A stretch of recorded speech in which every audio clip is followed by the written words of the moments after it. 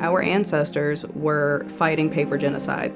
They were having to hide their identity, so they weren't having the language necessarily beaten out of them, but they had to minimize who they were. There was a part of my grandfather's life where he's explained to us he was told by his mother, never forget who you are or where you come from, but act as white as possible. You go by whatever people decide you are. You're not living your genuine self.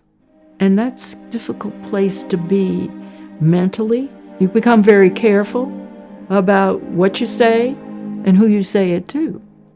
Indigenous people were seeing the writing on the wall, rise of Jim Crow, eugenics movement, scientific racism, where it was clear that the further denigration and recognition of who they were was being swept away. Tribes were up in arms about it, and they had to come together and fight this thing that would annihilate them and their heritage. And so they knew it was like the precipice. If they didn't do something then, it would change them forever. Native people aren't going to take it back. We're going to take it forward. And I question the intelligence of anyone who wants to take it back. Backwards is not in my lexicon. We've got to move forward with determination and tell our story. All right, you guys ready to go to work?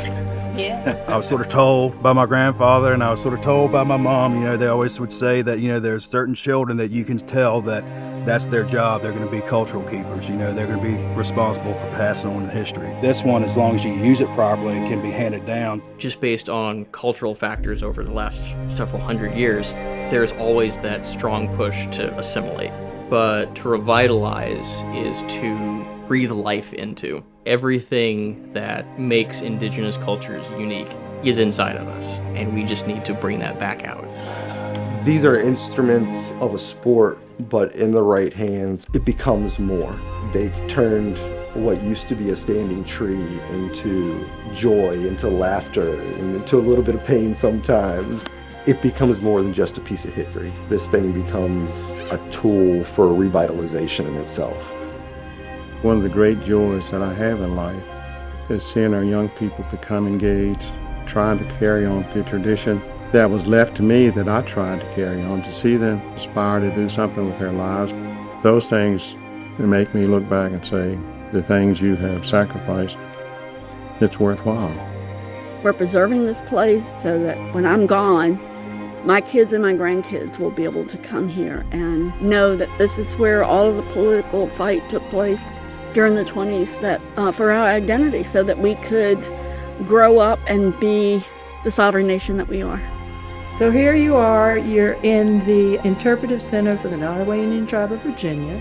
There's a phrase used by all Virginia tribes that we're still here because we never left. And that is so true. So that's what we prove when we know our own history. That brings us beyond this era of not having identity. It brings us into another freedom, a freedom of feeling that we can say who we are.